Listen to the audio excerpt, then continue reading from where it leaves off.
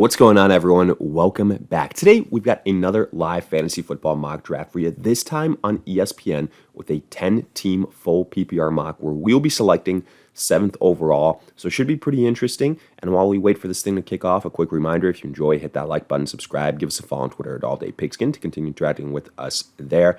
Let us hear it in the comment section. Do you agree, disagree, along with any other questions you guys might have? We'll do our best to answer them all. But with that being said, let us take a look at what is taking place. The first 2 picks have been made. And the first thing I want to point out is obviously, up until now, we've done a lot of our mocks on fantasypros. So rankings are going to be a little bit different. But with ESPN here, the first thing that stood out to me was that the 3 running backs were kind of in that order: 1, 2, 3, McCaffrey, Breece Hall, Bijan Robinson. Now, the strangest thing here, obviously, is CeeDee Lamb being picked first overall. I think that's crazy, especially when Christian McCaffrey is there. But to each their own. Here, this is an easy pick for me. I'm taking Justin Jefferson at the 107, and I'm not looking back. But let's quickly take a look at, again, obviously, the pick history in the first round. CeeDee Lamb, Christian McCaffrey. I pointed out the CeeDee Lamb going first overall, I think. I prefer McCaffrey.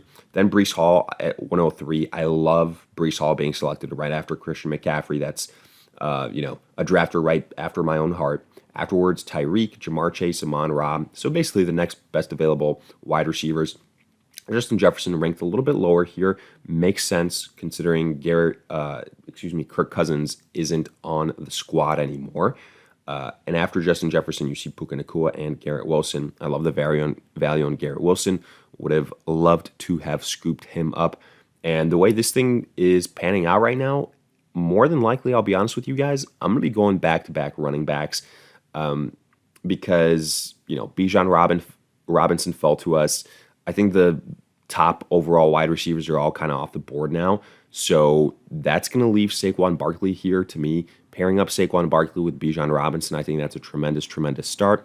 I do have Saquon Barkley ranked a little bit higher than Jahmyr Gibbs in full PPR. I just think he's going to see more rush work than Jahmyr Gibbs, who is in a pretty, significant running back by committee with David Montgomery. That's the only thing that scares me with him. But obviously he does have high pass catching upside. But going back to the wide receiver front, the reason I didn't want to go with the wide receiver at this point in time, I thought the value of another potentially top 5 running back was better and tougher to pass up as opposed to going with a Devontae Adams or a Chris Olave or a Michael Pittman, Mike Evans. I think with Devontae Adams, there are question marks: age, team, quarterback. Chris Olave's, similar type of quarterback, question marks. I also think that there's a teardrop at the wide receiver position after, the selection of somebody like a Puka or a Garrett Wilson, A.J. Brown. So to me, it was a pretty easy selection, and let's see how this thing pans out. For the most part, we have, live individuals making selections here. So I'm hoping we get a pretty accurate representation of what might take place. But let's break down the second round again. Garrett Wilson was the first pick. Love that pick. Then Jonathan Taylor, Kyren Williams ahead of Saquon Barkley. No issues there. Fine. You want to go that way. You let me take Saquon Barkley. I'll take that all day, every day. Jahmyr Gibbs, Devontae Adams, Derrick Henry. I do think that is maybe a little bit early for Derrick Henry when Travis Etienne is available in a full PPR league. Then Chris Olave, Pacheco. I do think that's too early for Pacheco as well. Michael Pittman, Mike Evans, Travis Etienne, Travis Kelce, Joe Mixon, and Sam Laporta was just selected. So, yeah, I think that right now the running back position is still very, very deep with Rachaad White, with Josh Jacobs. But I will say something that pops out at me. Drake London ranked much, much lower here with the ESPN rankings. I had Drake London as somebody in the second round that you take alongside a Chris Olave, somebody you take alongside a Michael Pittman. So to me, this is a really, really easy pick. Also, something that I've been harping on over and over, saying Marvin Harrison, the rookie wide receiver, shouldn't be drafted as an end of the first round selection or early second round selection. Guess what? He is ranked 34th overall here in a 10-team league. that would translate to, end of the third round type of selection. And that's exactly what we saw here. First pick in the fourth round. Now, yeah, if Marvin Harrison was there for me in the fourth round as opposed to the end of the first round, and I could get him as my wide receiver too, yeah, I would do that. That's a completely different, I would say, situation as opposed to what we've seen in Fantasy Pros up until this point. And this is why I really, really appreciate all these different platforms that we can mock on, because it really gives you a different perspective. Now, Nico Collins was just selected. I was really hoping that I could add him to the squad. But if we really want here, I think Rachaad White is a pretty decent value. Get our third overall running back, and somebody that had a pretty good season, especially catching the football last year.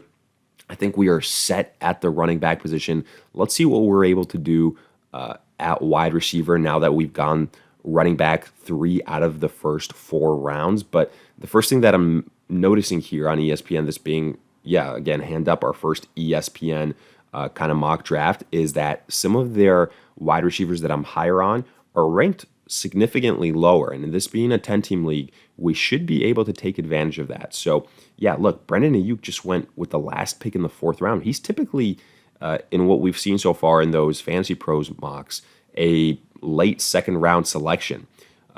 Then afterwards, Lamar Jackson, Deebo Samuel, Devonta Smith, Cooper Kupp. I was really, really hoping Cooper Kupp would fall to us. Ultimately, it doesn't happen, but oh well. Right now, we also get sniped on Jalen Waddle. I would have loved to have him as my number 2 wide receiver. But what I'm looking at right now, potential tight ends, Mark Andrews, Evan Ingram, Trey McBride also ranked lower. Quarterbacks, I think Patrick Mahomes at this point in time becomes a decent value.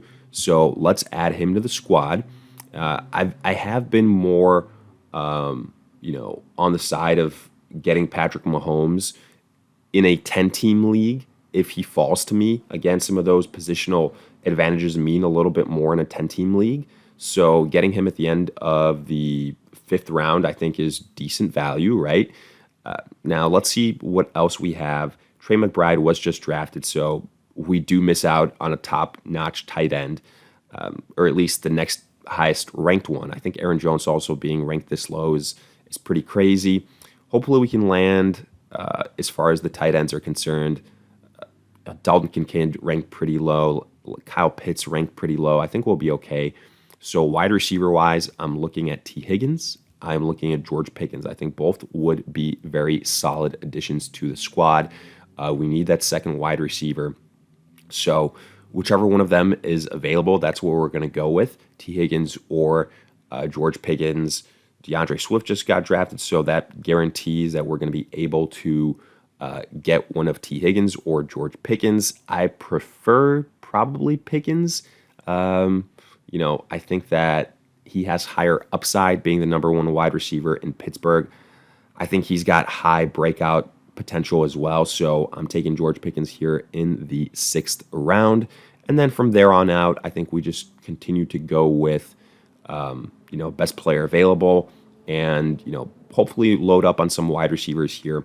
Now, I will say probably the one thing that I kind of regret looking at round by round, we went through the 1st, 2nd round, 3rd round. Let's kind of break it down here. Michael Pittman, Mike Evans, ETN, great value in ETN. Kelsey, Mixon, Laporta, Drake London, I think is the best value in that round who we were able to get. A-Chain, Josh Allen, Jalen Hurts, so a little bit of started on the quarterback run. Then I will say Marvin Harrison at the start of the 4th round, very good value. DK Metcalf, Nico Collins, good value. Rachaad White, good value. James Cook, Josh Jacobs, also a really good value on Josh Jacobs, Stephon Diggs as well. DJ Moore, Kenneth Walker, Brennan Ayuk in the 5th round. Let's get back to that because we are on the clock here. So Terry McLaurin and Christian Kirk still being available is pretty crazy. Tight end, though, we need a tight end, and they're going fast. I'm going to go with Kyle Pitts. I think he's got the breakout potential. I would have loved to have gone Dalton Kincaid, but we were kind of sniped on that a couple of picks before. And then I think we should still be able to get another difference maker at the wide receiver position. But let's go back to the pick history in, I think we left off in the 5th round. So Lamar Jackson, Deebo Samuel, Devonta Smith, Cooper Kupp. Love the value in Cooper Kupp. We got barely sniped on him. Same with Jalen Waddle, one pick before us. We went Patrick Mahomes in the 5th round. Looking back at it, retrospect, I should have probably gone Trey McBride and not Patrick Mahomes, get another difference maker at the tight end position. I do think Kyle Pitts can be that, but, Trey McBride is more of a proven type of guy that we know that, he's arguably going to be the number 2 pass catcher on that Arizona offense, basically right behind Marvin Harrison. Round 6, Amari Cooper, DeAndre Swift, CJ Stroud. I really like our George Pickens selection. Terry McLaurin just got selected. Would have loved Terry McLaurin. He was on my short list. But there were other guys here that I also really like Christian Kirk being available 84th overall, I think is pretty crazy.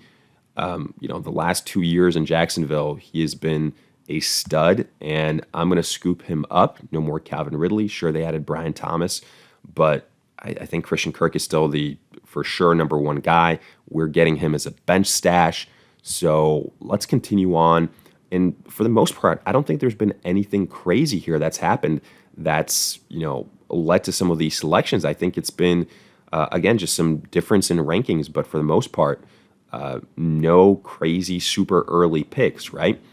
In the 6th round, Amari Cooper, DeAndre Swift, CJ Stroud. We went George Pickens, like I mentioned, Calvin Ridley, Joe Burrow, T. Higgins, great value T. Higgins, Anthony Richardson, Dak Prescott, Ramondre Stevenson, Kittle. So there was a big tight end run in the 7th round. Kittle, Njoku, Kincaid, James Conner, Malik Neighbors, good value there. Kyler Murray went Kyle Pitts, Keenan Allen, Tank Dell, Jonathan Brooks, Aaron Jones, Jalen Warren, Terry McLaurin, Christian Kirk in this last 8th round. But let's go back on the clock here. Deontay Johnson is still available. I'm a big believer in Deontay Johnson.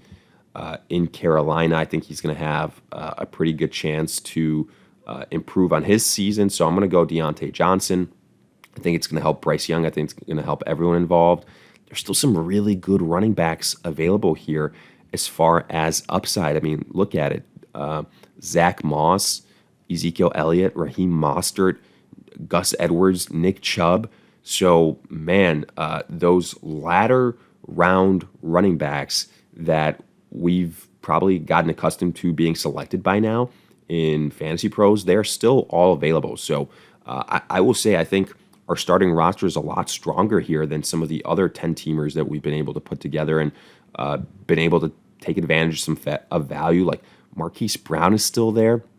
I'm probably going to go his direction, pair him up with a Patrick Mahomes if anything happens. So I think that's pretty good value. Running back wise, I feel good. We have 3 really strong running backs. Raheem Mostert, Nick Chubb, I mentioned some of those guys, but let's add Marquise Brown to the mix here, and then we can go ahead and make one final selection, kind of round out our bench. We've got our starting roster already taken care of.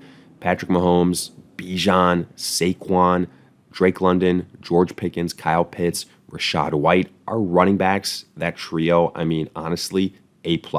Christian Kirk, Deontay Johnson, Marquise Brown, all high upside players that I like at the wide receiver position. Zeke, Raheem Mostert, all available. Nick Chubb also there. So here, maybe we can go with somebody like Ezekiel Elliott, and then let's see what's available with tight end if we want to get a backup tight end. Dalton Schultz potentially, but I think we can continue to add running backs here. Nick Chubb, if he's still there, Raheem Mostert, one of those guys. Xavier Worthy just went. Brian Thomas just went. Let's see if we can add Nick Chubb. And of course, again, I say this all the time, it's still early on. A lot of these rankings will change, whether it's on Fantasy Pros, ESPN, Yahoo, but just doing these right now, part of the fun of the exercise. But with that, I think we can kind of wrap up this roster. Let me know your guys' thoughts. I really like the way it turned out. If you enjoyed, hit that like button, subscribe, give us a follow on Twitter at AllDayPigskin to continue tracking with us there. Again, let us hear it in the comments section. Any questions you guys might have, we'll do our best to answer them all. But in the meantime, we'll see you guys in future videos.